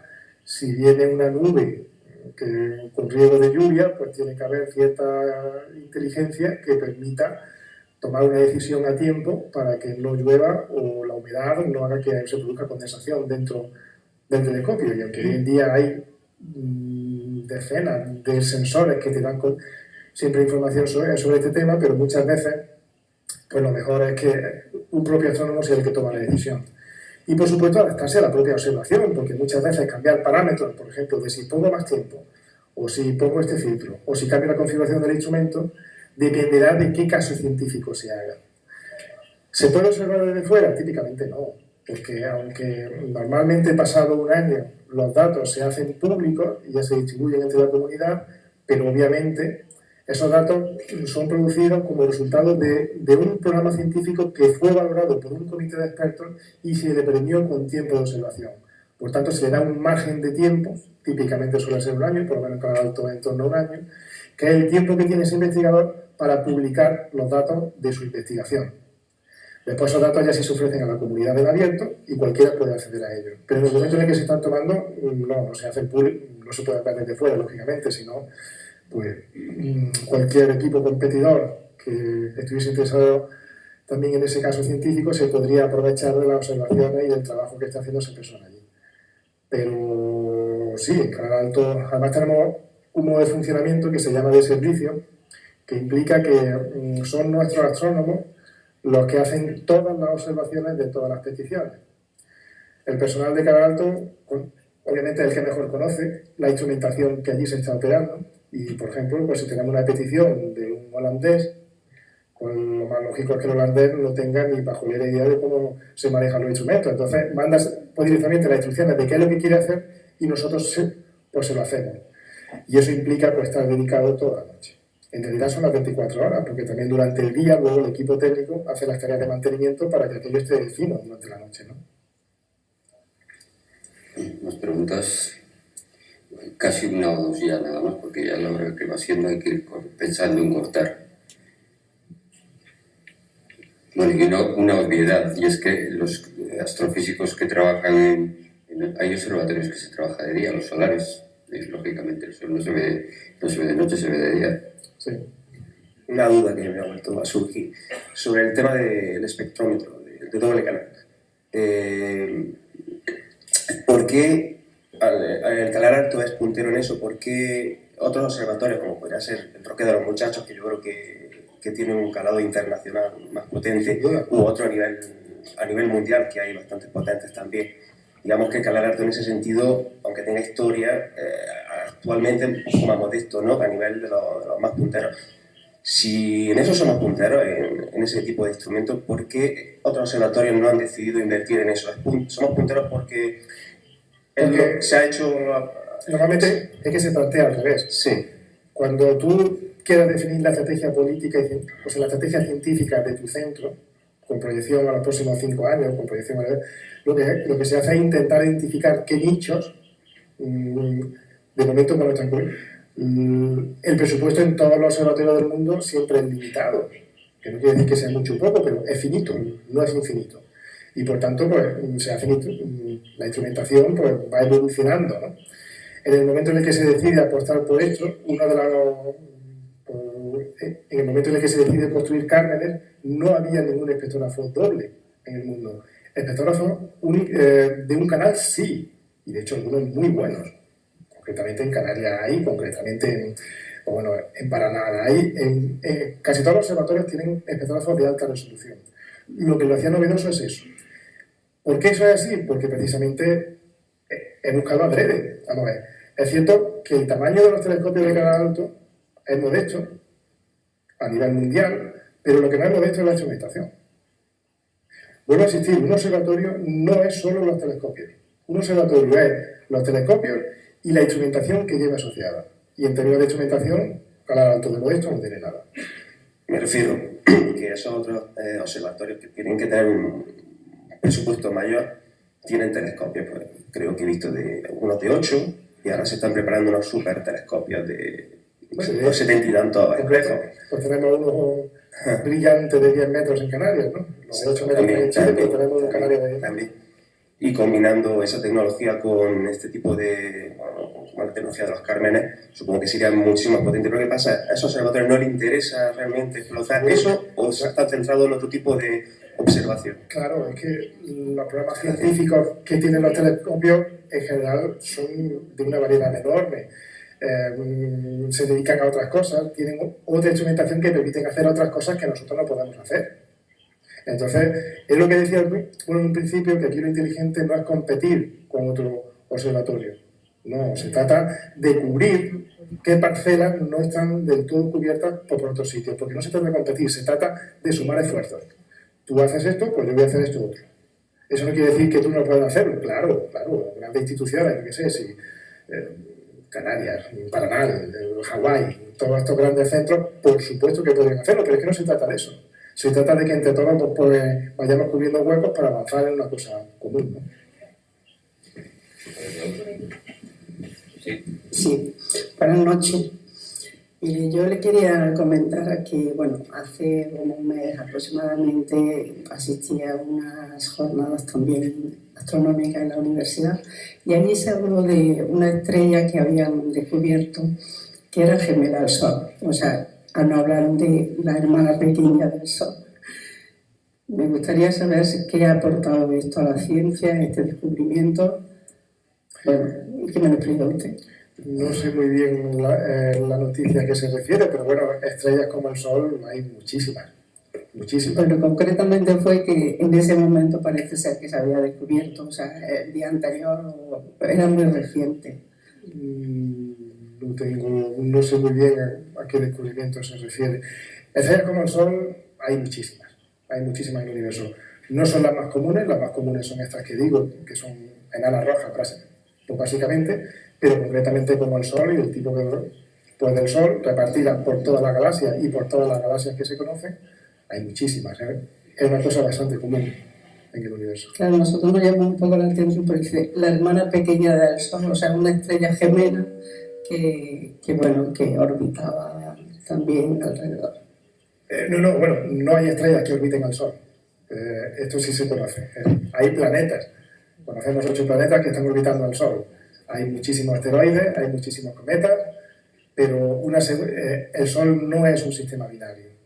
De todas formas, si eso hubiera sido cierto, ¿qué aporta el hecho de que si el Sol tiene fecha de caducidad, que creo que sí, ¿no? Sí. Pues, ¿qué aporta descubrir una estrella nueva y que, bueno, pues... Una estrella nueva,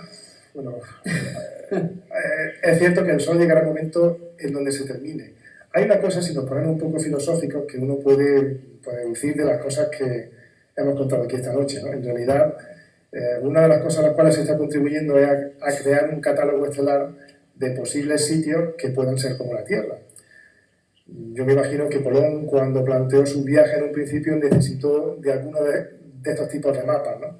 A lo que se está contribuyendo desde Canal Alto y desde otros muchos sitios, porque planetas extrasolares, igualmente desde Canarias se está haciendo una labor increíble también, por supuesto. Pero se está contribuyendo a crear los primeros mapas estelares de potenciales destinos. Esto por dejar así un poco de romanticismo al final de este evento, ¿no?